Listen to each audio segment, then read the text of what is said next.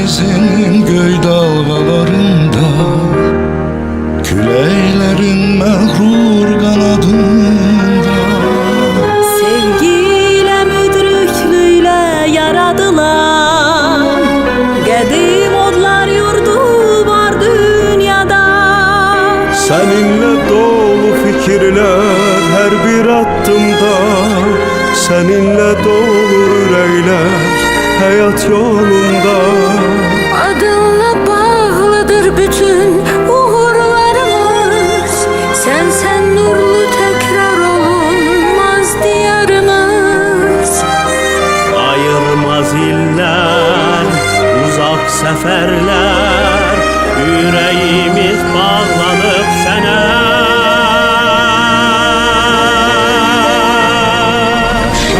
Yaşa məğrur Azərbaycan, artsın qüvvətin hər gün hər zaman. Seni düşünür emellerimizde can, dünyanın en doğma yeri Azerbaycan. Yaşa yaşa məğrur Azərbaycan, artsın qüvvətin hər gün hər zaman. Dil atır, səsdə dalga düzdə yox, qəlbimizdə gül atır. Doğma diyarı xoşbəyat, görmək necə də xoşdur. Azadlıq çiçəyini dərmək necə də xoşdur. İki doğullarımız olub belə havadar, üç rəngli bayrağımız dalğalanır havada. Səslənən himnimizdə sanki selin gücü var. Çəkilənən yurdumuz o gündən yadigardır. Səndən ötürü can verməyə cümlə razıyıq.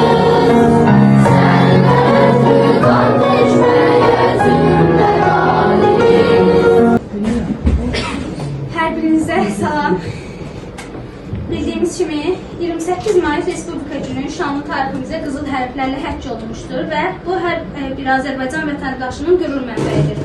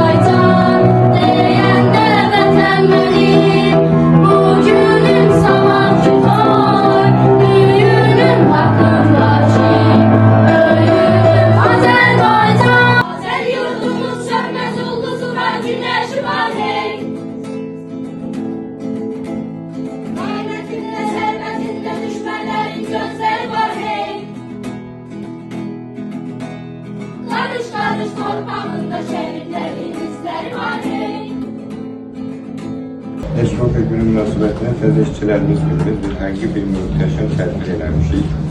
Yevlak şəhərində və hansı ki 200-dən çox tamaşaçısı oldu. Bu da onun bir qısa forması idi. Həqiqətən çox səliqəli ünlü əməldir. Şagirdlərlə bir yerdə bütün əziyyətli olan siz başda olmaqla o hər işlərinizi də nümayiş elətdirdiniz. O da bir yenilik oldu. Bütün işlərinizi, hər birinizi təbrik edirəm. Ay yaşa məğrur Azərbaycan, artsın qüvvətin hər gün hər zaman.